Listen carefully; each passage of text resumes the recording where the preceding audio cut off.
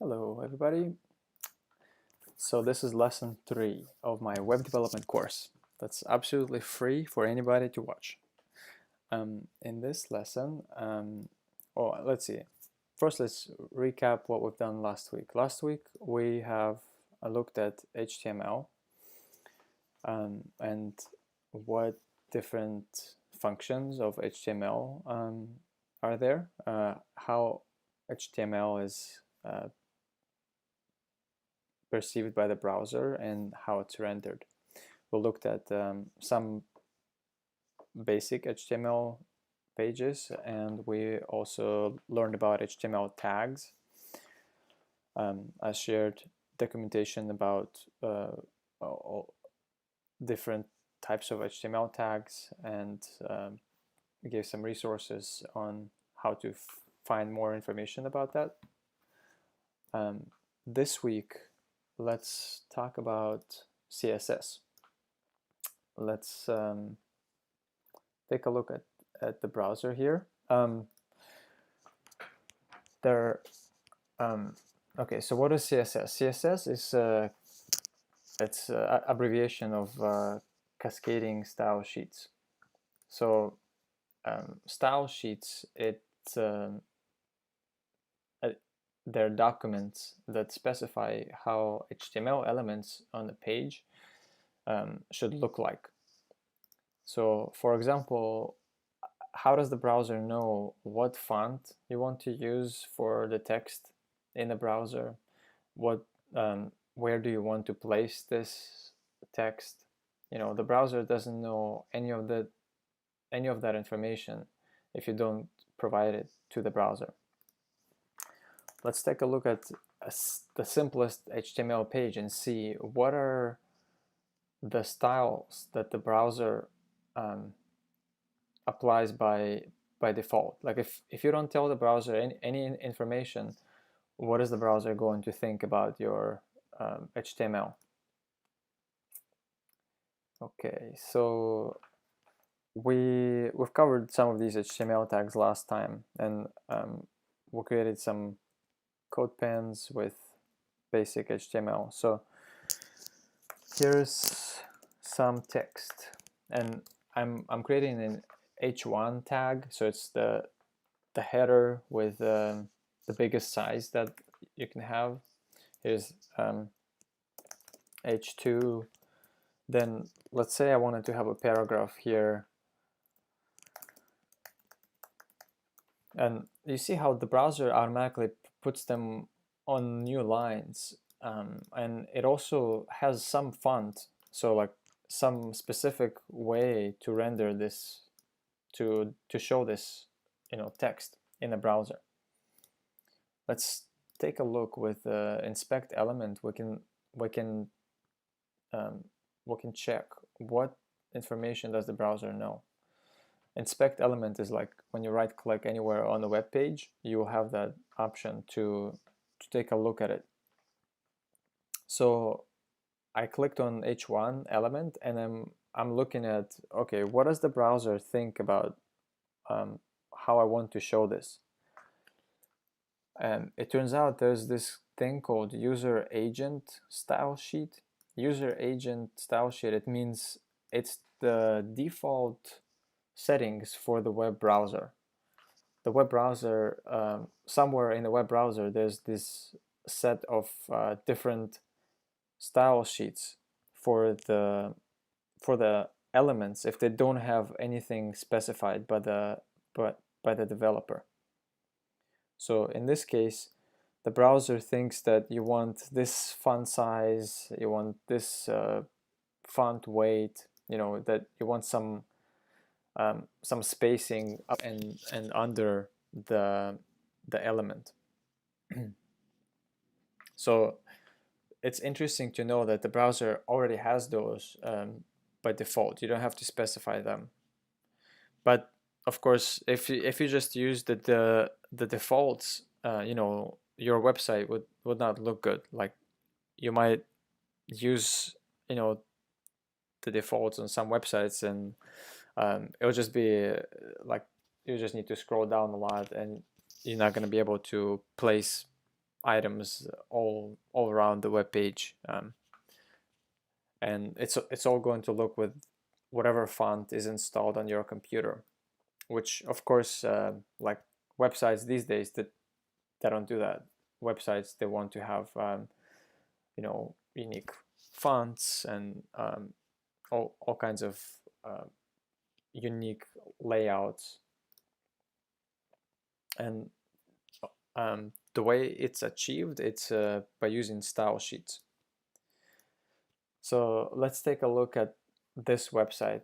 For example, if I wanted to know what font is used here, I can do inspect element, and it will show me some information about this piece of text. I just have to wait for a little bit. Then it's going to be displayed here in the styles. And if you just scroll down for a while, you'll probably find the information that you need, the fonts and all of that information. It's somewhere in there, you just need to scroll down. Okay, so this is the font family. For some reason it has a line through it. That means that this is not the most important information, so the browser does not take that into account for some reason. Okay, so if you click on computed, that will also tell you this information. Let's see, font family. Okay, so in this I was able to find font family is Lato, Noto, Sans. Those fonts are not installed on your computer. They come from the internet.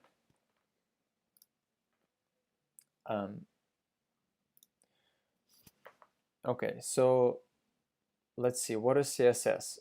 There's this image that I found that kind of specifies about CSS. So CSS, it's a way to tell the browser how you want each element to look like. So for example, we've covered the p tag last time. P tag is just a new paragraph. And if you want the browser to say, hey, I want all of my paragraphs to have color red, to be red, this is how you would do it. You would say P and then curly braces, and inside of the curly braces you would have color, colon, and then the color that you want. So you can see how the selector is the name of the HTML tag that you want, and then inside you have the property right here, and you have the property value on the right side of the column. Together this forms a declaration. So it's like, what do you declare this paragraph to be? Let's take a look at interactive code and see what this means. On CodePen, you can put your CSS right here in this window. When you're making a web page from scratch, it's a little bit different. There are like 2 or 3 different ways to do this. I'll show that to you a little bit later. But for so that we can just get to it, let's do it in CodePen. So here's a p tag, and let's see, color red. Okay, so now you can see that my paragraph became red. What if I wanted the heading, the biggest heading, to be red? So I can just say h1 color red. Okay, so now we can see that it's a different color. Of course, you're not limited to just colors that you can say, like color green, blue, and so forth. There are other ways to represent colors. For example, red is also this value in hexadecimal. There are basically 3 pairs of numbers here. There's red, then it's green, and then it's blue right here. So like If I wanted blue, you know, I'll just say 00000FF. So that's blue. Of course, it's not easy to just know those colors. So there are lots of ways to find out about this. You just go on Google and say hex colors. You know, hex means hexadecimal, or HTML color codes. There are also ways to just pick the color, you know, like this, and then it will show you the values for that color. So this is the value of this color, 96B23E. Okay, so if we paste that into here, now we're gonna see our text in this color. So this is just the beginning of kind of how you can dress up all of your HTML tags, right? Like you could do some other color, you know, for the paragraph tag. Let's just give it the color blue. Now, what if you wanted the headings all be one color, but you don't want to be doing this, you know, you don't want to duplicate this code. Like you don't want to be doing the same stuff if it's already somewhere. Right. Now there's a way to do that. You can just say I want the headings 1 and the headings 2 to be this color. So you put a comma and then you specify another type of HTML tag, and now you have the same color for H1 and H2 elements. You can combine as many as you want, you know, like that. Now you see that even if I specified it here, and I said I actually want color blue right here, nothing happened. It did not take this color. Why is that? So in CSS, there's a way that the browser reads your style sheet. It goes from top to bottom.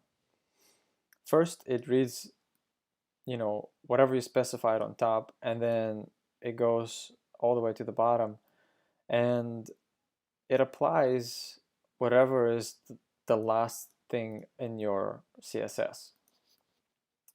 So it's important to know this because it can confuse you later. If you specify something and you don't see anything change, that means probably because it's out of order. So whatever is the last thing on in your CSS, or like if you read it from bottom to the top, whatever is closer to the bottom, that's what the browser will apply. That's what the browser will think you want. So if you have any questions on this, you can ask me in the chat. I'll be able to answer those questions right now. What can you do with HTML and CSS, right? This is a huge topic because websites these days, you know, there's so much stuff you can do with HTML, CSS. For example, you can see how this bar, for some reason, it changes when I just roll over it. How is that done? There's tons of information about CSS and HTML, how they work together. So I'll show you one thing here, that to make something change color when you hover over it, you can just specify you know, behavior. So p:hover, it means when I hover on something, what should happen? So in this case, it changes color when I hover on this because I told the browser that I want that behavior.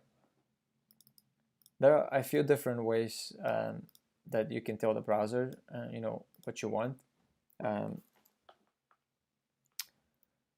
We'll go over that in just a little bit, like through the reference of all of these different behaviors. Let's see. So now you know how to change something when you hover over it. Okay.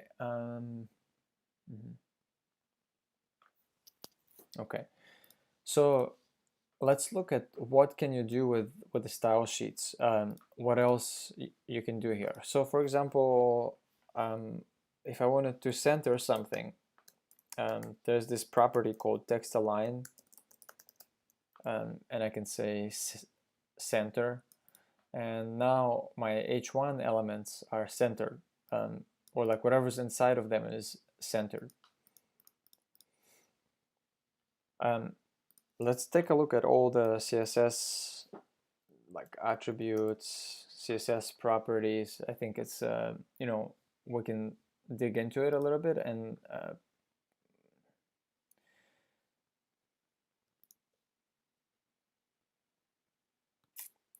let's see, CSS.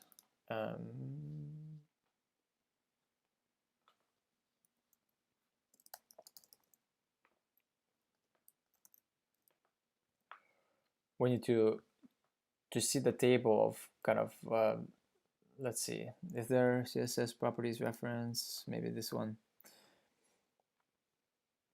There's so many of them, you know, I don't know all of them, of course, and I don't know if anybody knows all of them because they're just hundreds and hundreds of them. And each browser actually has a little differences in between how they understand those things.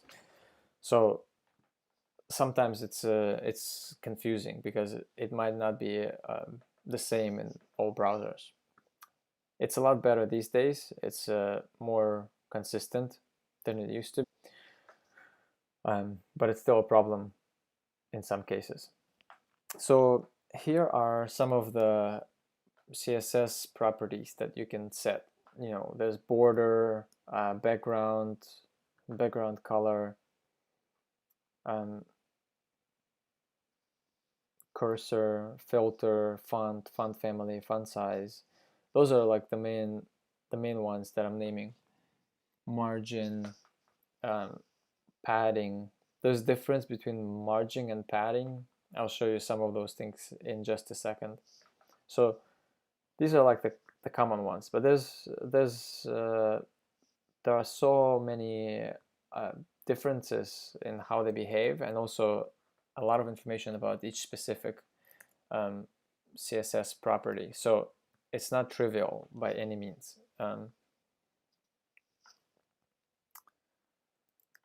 Let's see. Okay, so do they have a reference here? Okay, main CSS reference, maybe it's right here. I haven't seen this website in a long time, so I'm just going to kind of to go through it and see what's up. Okay, so it looks like this is the reference that I was looking for. This is the reference that you would want to go to if you want to learn about specific CSS property. So it's at developer.mozilla.org, and then it's here at CSS Reference. Okay, so let's take a look at some of these. Let's say I wanted to know about border. How do I make a border around something? So it says the border shorthand CSS property sets an element's border. It sets the values of border width, border style, and border color. So you can say border solid, and that just does a solid border around the box. Now if you want it to be dashed and then you want it to be red, you know, you just say dashed red or dashed and some color that you want. Now if you want big border, one rem, it means one and then the font size that you have in this on this element. So it's probably like 16 pixels or something like that. Now if you want different kind of border, there are a few different kinds. There's like single, solid, double, ridge. There are many types of borders.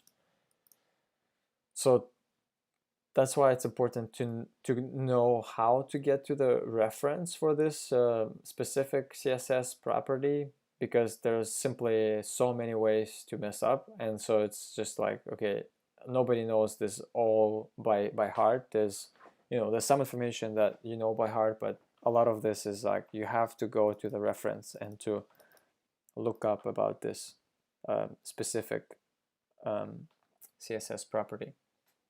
On the bottom also of this, on the bottom of the reference, you can see that, okay, which browsers are compatible with this. Border is very common, so it's like since Chrome version 1, Border was already supported. Edge version 12, Internet Explorer version 4. So that's like the earliest that this property is supported. You can see this in the table. Okay, so how about let's see, what other property? This display is like a very interesting one. There's tons of ways to make something appear like in a different place that you want. So let's see, margin. I'm not going to talk about display right now because it's more complicated. Let's go to margin. So let's say you want some distance between the element and like the outside of it, or between the element and another element that's below it. Let's do that real quick. Where's my CodePen? Right here. Okay. So let's say I wanted the distance between the top heading and the bottom heading to be much larger. So I would say h1 curly brace, and I want margin. I can just set a margin all around this, like this margin, and then what value I want. Let's say I wanted 50 pixels. 50 pixels. So that's what it did. Let's look in the inspect element. You can see what the browser thinks about your margin. So in the computed tab, you can see what margins it has. So now it has margin of 50 pixels all around this element. It has no border, so there's a dash all around the border, and then there's no padding. And this is the size of your heading inside of this whole thing. So let's say if you wanted to just specify margin, but not on the top, just the margin on the bottom between the other heading. So you would say margin dash bottom 50 pixels. So now it's gonna be margin, but it's just the bottom margin. The margin on the top, remember how we saw this default user agent style sheet, and it has margin that starts on the top of the element. So there's already margin that's there. We can't really change that, easily like that. So we can just say what margin we want on top, and that will override that style sheet. So now I put margin on top, I put 0, and then I put margin on the bottom 50 pixels. Now you can see that there's still some margin on top for some reason. Now that is because user agent style sheet already has margin by default. So this body element, it already has the margin. And that's the problem here, that you can see that we still have some margin. Okay, so that just because of that, I can, say body, and I can say margin 0. So now that's gonna make it so that there's no margin whatsoever around these elements.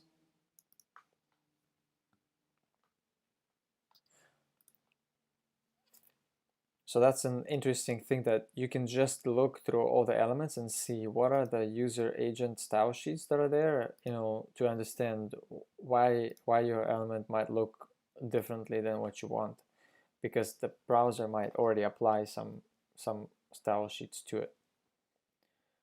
Okay, now let's say I want the font size font size to be like 100 pixels for the H1 element.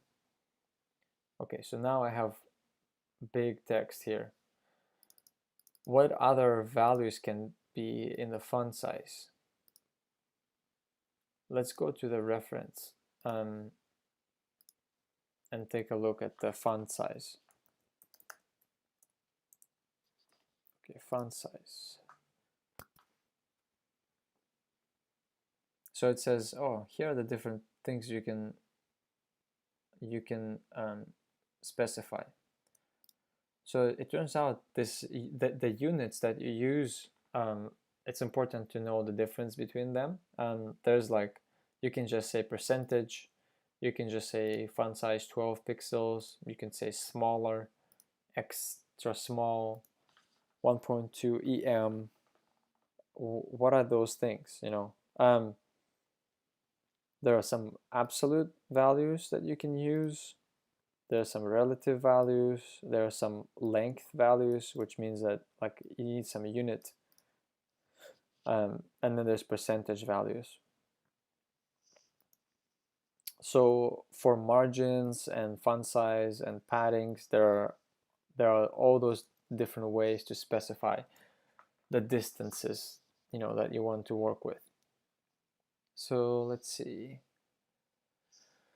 The length units. Those are all the different length units. There's the most that I've seen, like people use, is EM, REM, pixels. So absolute length units. So these don't change depending on the screen size, like on the browser size. These will always stay the same, 1 pixel. Yeah. So you can specify pixel units, millimeters, centimeters, and so forth. Usually in web design, people use pixels or RAM or EM units. So those are the most important to study and to understand. RAM or EM units, they're based on the size of your element currently. So instead of margin bottom 50 pixels, let's say I say font size, I could specify margin bottom to be 1 EM. 1 EM is going to be equal to the font size, so it's 100 pixels. So this bottom margin is now 100 pixels. Yeah, you can see it right here. Because I set the font size first, then the margin bottom 1 EM, it means, hey, I want whatever 1 times 100 pixels is, I want that value. If I want it to be 150, it will be 1.5 EM. Now it's 150. So there are lots of different units that you can use for distances in CSS. It's important to know the difference between them. There's REM, you know, let me make a comment here. REM, EM, percentage, and then pixel values. Those are the 4 most important ones that I've seen. Now, percentage values can be a little bit tricky. So let's see, what does that look like? If you wanted margin bottom 20%, what does that look like? I don't even know. What is it? 20% of what? Maybe it's 20% of the screen size. I don't know, like screen width. Let's take a look real quick, because this is something that I haven't seen people use. Like if you want margin bottom 20%, usually it's you know, it's specified in pixels or EM values. Well, let's figure this out together. Margin bottom 100%. Now, what is 100%? It looks like it's the size of the screen. So, or the size of this, the width, the page width. So 100% means 100% of the width of this browser window, basically. So that's not very good. Like if you're trying to keep things consistent, you're probably not going to use this percentage value. Okay, so now let's go back and take a look at some other CSS properties.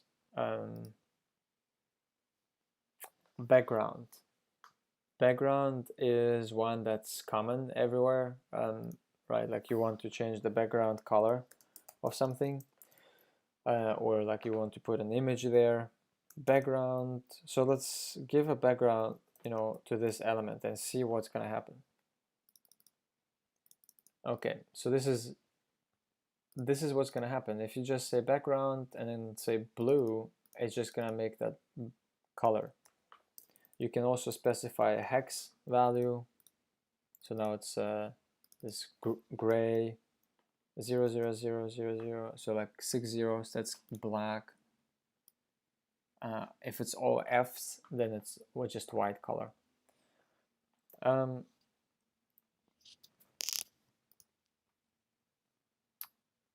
So let's say you wanted an image in the background. So here is the trick. I just go to Google, type in CSS background image.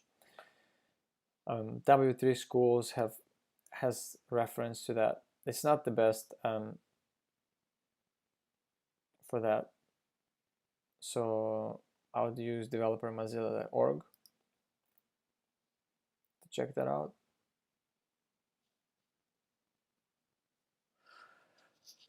Okay, so you can have an image in the background, but you need to specify where that image is going to come from.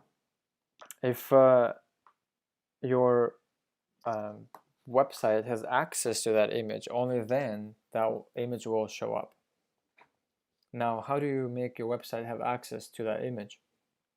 If you're making a web page on your computer, then it's pretty easy.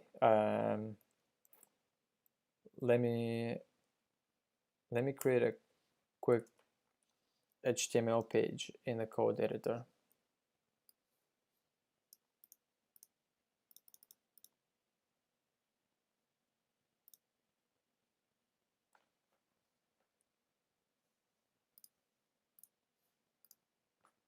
Okay.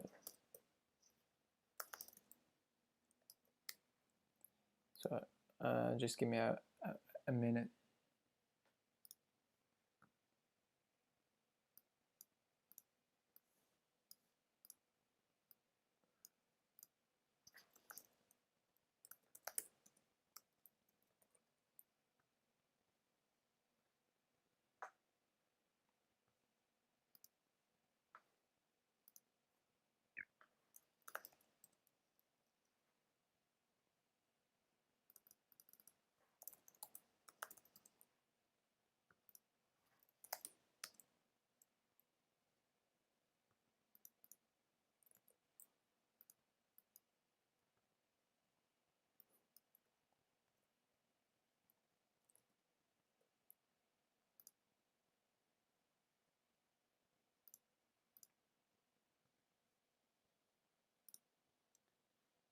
Okay, also if you have questions, this would be a good time to ask while I'm doing this, so that when I'm done creating an HTML page, you can I can answer the questions.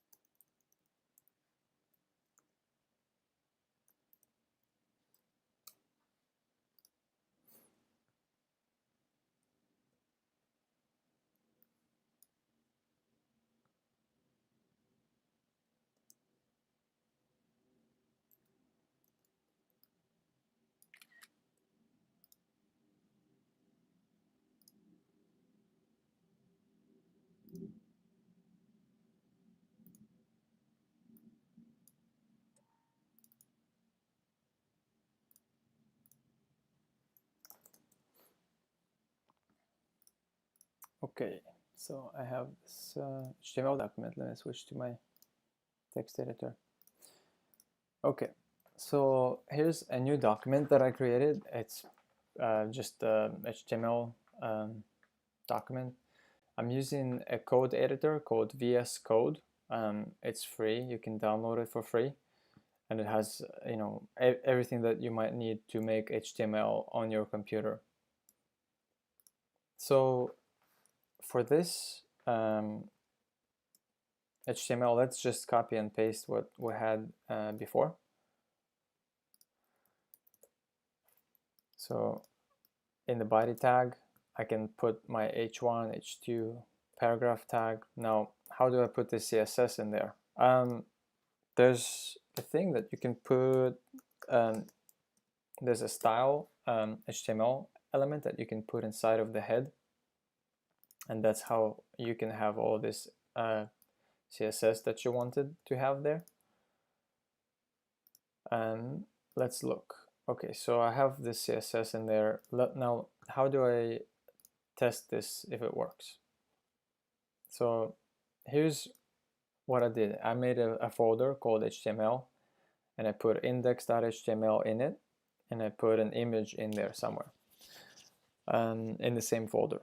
Now, when I double click, what's going to happen? So here's my HTML page from that index.html. So it looks exactly like it did in the CodePen. Now, CodePen does not allow you to have images for free, like to upload images there for free. So that's why I'm just doing this on my computer instead. So let's look at the reference. So we were looking at the CSS background image. And I was saying that you can have that image only if it's on your computer. You can do all kinds of things like with multiple images, as well. But let's do the basic ones. Let's create this for h1 element. I want background image, and I want some image there. Now my image lives in, I think it's called image.png or something like that. Yeah, image.png. Okay, now I save this document, and let's look if it's gonna work. I inspect element, and this will show me if the image is loaded or not, or if it's not loaded, why not. Looks like there's one error there. I click on the error. Okay, file not found. So image was not found this way. Let's see if it's gonna work this way.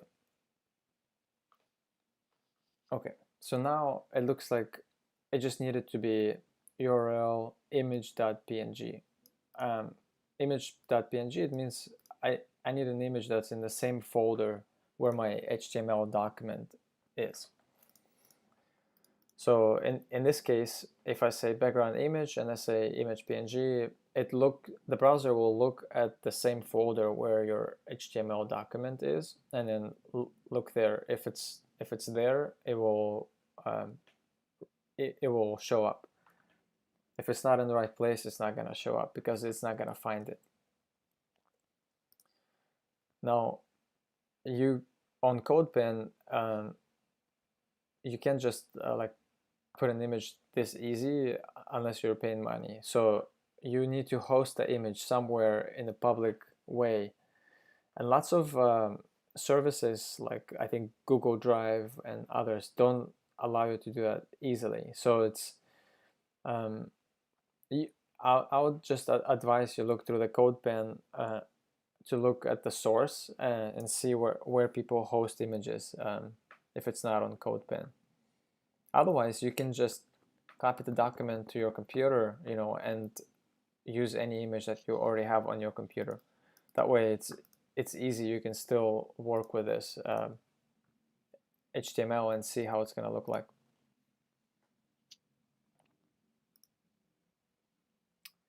Okay, so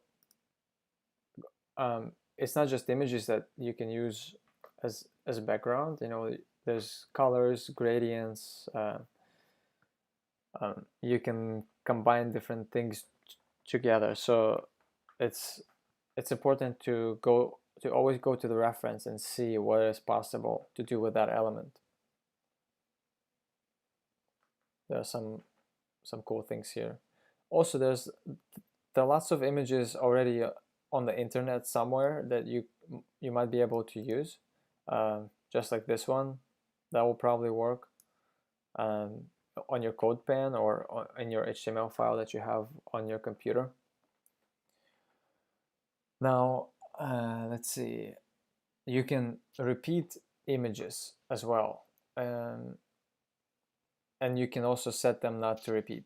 So in let's see if I can find it here. This is not very easy to read. Okay.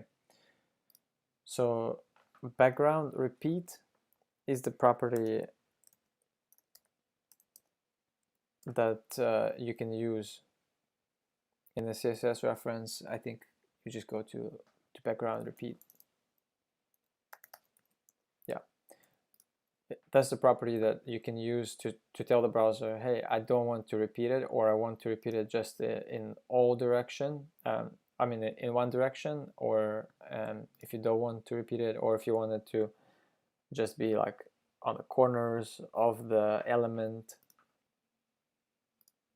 If you don't want to repeat, you just say background repeat, no repeat. So there are lots of different values that you can set for this background repeat property. And you can see the list of all of them right here. There's also background size, background position, background origin. So those are all things that you can do with a background to give a different look. So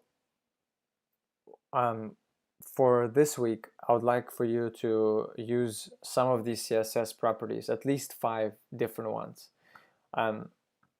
in your web page. You know, if you already have a web page, that's great. Just make it look a little bit better using 5 properties that you can study. The main ones that I would say is margin, padding, background. You can do alignment, text alignment, or you can figure something cool here. You know, if you want to try something new, that's totally fine. It'll be better for you to start learning about these. So this is going to be the end of this session. I'll send a link. I'll post a link to this CSS reference under this lesson, and feel free to ask me questions in the email. That's going to be it for today. Thanks for watching.